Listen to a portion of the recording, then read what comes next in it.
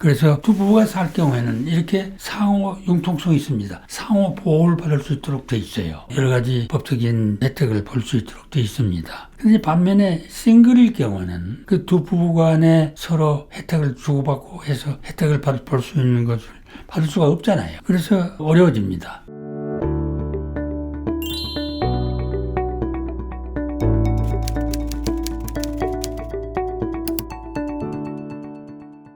여러분 안녕하세요. 프랭클리 선생님과 함께하는 사회복지 상담 시간입니다. 스튜디오에 선생님 나오셨습니다. 안녕하세요. 안녕하십니까? 네, 오늘의 상담 내용 제가 소개하겠습니다. 저희 부부는 80세로 메디케어와 메디케이드를 받고 있습니다. 모르게지가 없는 자택을 소유하고 있는 것 외에 재산이 없습니다. 앞으로 롱텀 케어를 준비해야 하는데 부부일 경우와 독신일 경우에 장단점을 알고 싶고 우리가 사망할 경우에 메디케이드 비용 회수에 대해서도 자세히 알고 싶습니다. 이런 내용입니다. 지금 80세가 지나시니까 이제 롱텀케어 준비를 해야 하는 입장인데요. 이분들의 지금 질문의 초점은 두 부부일 경우하고 혼자일 경우를 초점을 가지고 계신 것 같아요. 두 부부가 살면서 혼자일 경우라는 얘기는 플랜을 하는데 참고하려고 그런 것 같습니다. 예를 들어서 이혼을 하고 싱글로서 플랜을 한다든지 아니면 두 부부로서 플랜을 한다든지 이런 것을 겸해서 생각하고 계신 것 같습니다. 그 다음에 이제 두 분 중에 한 분이 메디케이드를 쓰고 사망을 할 경우에 메디케이드 비용 회수가 어떻게 될 것인가 하는 것을 여쭤보는 겁니다. 그래서 두 부부일 경우하고 혼자 싱글일 경우하고의 그 롱텀케어 플랜을 이분들의 여건에서 어떻게 할 것인가 하는 것을 말씀드리도록 하겠습니다. 우선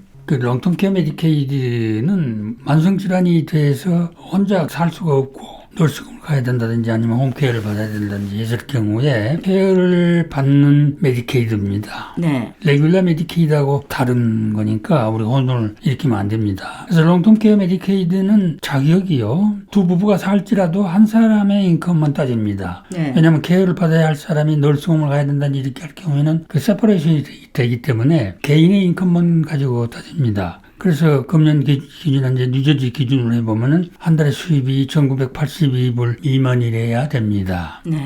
그리고 이제 자산이 스테이트별로 조금씩 다른데 어떤 스테이트는 2,000불 미만, 어떤 스테이트는 3,000불 미만, 또 어떤 스테이트는 4,000불 미만 이렇게 규정이 돼 있습니다. 근데 이제 대개 이제 집을 가지고 사시는 분들이 많은데 집을 가지고 있을 경우에는 모든 메디케이드의 자격을 정하는 데 있어서 네. 집은 자산으로 계산을 안 합니다. 왜냐면은 집이 있어도 나중에 이제 메디케이드를 쓰고 나면은 비용 회수, 메디케이드 회수를 집을 상대로 해서 하기 때문에 집은 있어도 자산으로 일단 계산 안 하고 메디케이드를 받도록 합니다. 그런데 이제 그 집이 어느 정도 규모의 집이냐는 게 조금 차이가 있어요. 대부분의 스테이트들은 그 집의 밸류가 75만 불 미만일 경우에 메디케이드 자격의 요건에서 제외됩니다. 75만 불 이상일 경우에는 메디케이드 자격에 오버 엘리저블 됩니다. 그래서 메디케이드를 못 받게 되는 거죠. 그런데 이제 특별한 경우, 특별한 스테이트, 매사추세츠든지 또는 뉴욕 스테이트, 뉴저지 스테이트 이런 몇몇 스테이트들은 75만 불의 규정이 101만 불까지로 올라가 있습니다. 그래서 집 자산이 101만 불 미만일 경우에만 메디케이드의 자산 계산에서 제외됩니다.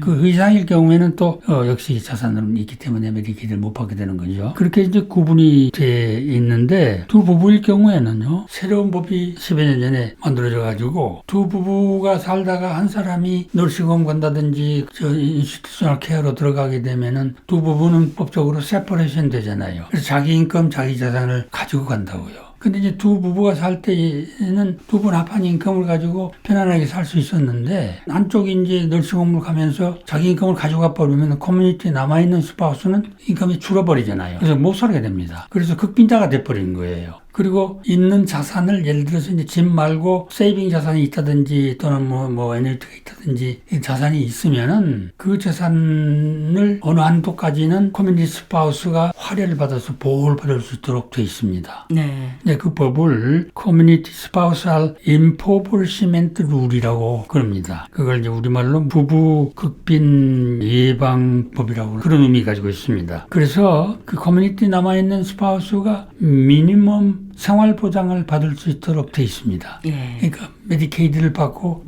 너싱홈을 간 그 스파우스의 메디케이드에 의해서 커뮤니티에 남아있는 스파우스가 미니멈 생활 보장을 메디케이드로부터 받을 수 있도록 돼 있습니다. 그 보장 액수가 뉴저지의 경우는 한 달에 2,555불이에요. 네. 또 다른 데는 33,400불 되는 데도 있고 스테이트마다 조금씩 차이는 합니다. 근데 대부분 다 2,555불이에요. 그 2,555불 미만인 커뮤니티 스파우스가 되면은 그 나머지를 2,555불 채울 수 있는 액수가 메디케이드에서 보조가 나온다 그 말입니다. 그 다음에 이제 재산이 있을 경우에도 미니멈 31,000불에서부터 154,000불까지는 그 커뮤니티 스파우스가 그 재산을 활용받을 수가 있습니다. 네. 자기 재산으로 쓸 수가 있도록 돼 있어요. 보호받습니다. 그러니까 뭐 예를 들어서 10만 불을 가지고 있는 사람이란다면은 옛날에는 10만 불 가지고 있으면 롱텀케어 메디케이드 부부의 자격이 안 되잖아요. 네. 어느 부부라도. 네. 근데 이제 지금은 이 커뮤니티 스파우스의 자산 보장 보호의 캐테고리 내에 들어가니까 이제 너싱홈 가는 사람의 경우는 자산 구애 없이 메디케이드를 받을 수 있도록 이렇게 되어 있습니다. 만약에 너싱홈 가는 스파우스가 인컴이 2,982불 이상일 경우에는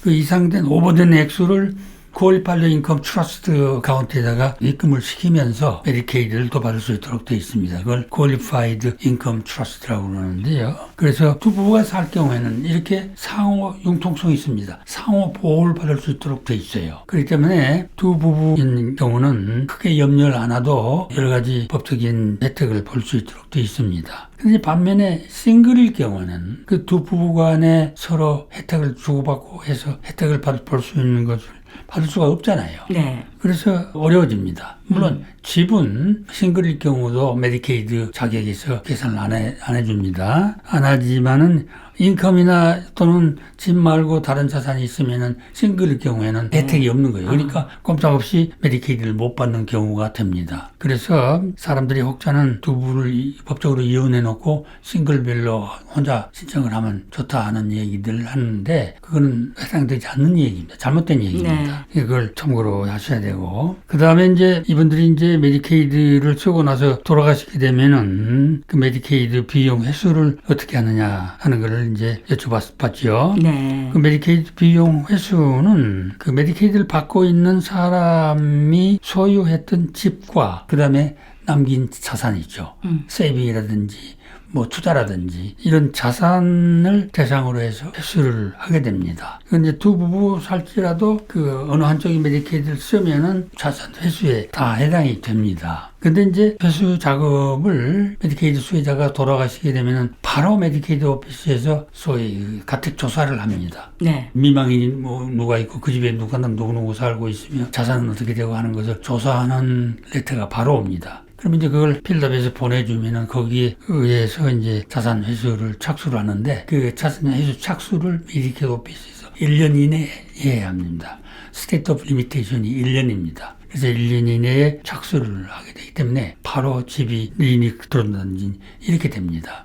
근데 그 자산 회수를 면제받을 수 있는 요건이 있습니다. 그걸 우리가 이제 꼭 기억해 둬야 되는데 두 부부가 살다가 한쪽 부부가 이제 돌아가셔서 메디케이드 회수의 대상이 되면은 그 집에 살고 있는 미망인이 있잖아요. 네. 그 미망인이 그 집에 살고 있으면 그 집은 회수 대상에서 제외됩니다. 영구에 제외되는 건 아니고 나머지 미망인이 돌아가실 때까지 유보가 됩니다. 그래서 미망인이 그 집에서 염려 없이 살 수 있도록 돼 있는 겁니다. 그것도 이제 두 부부가 있을 경우에는 혜택이죠. 네. 네. 그 다음에 이제 21세 미만의 자녀가 그 집에서 2년 이상 살고 있었다면은, 현재도 살고 있고, 그런다면은 회수 면제가 됩니다. 또는 영구장애인이 22세 이상일지라도 영구장애인, 소사수기 디세빌리티나 또는 블라인드니스죠. 그런 장애인이 그 집에 살고 있으면은 회수에서 면제가 됩니다. 그 다음에 이제 자녀 중에 돌아가신 분의 건강 케어를 위해서 그 집에서 2년 이상 케어를 해주고 살았을 경우에는 그 케어 해줌으로써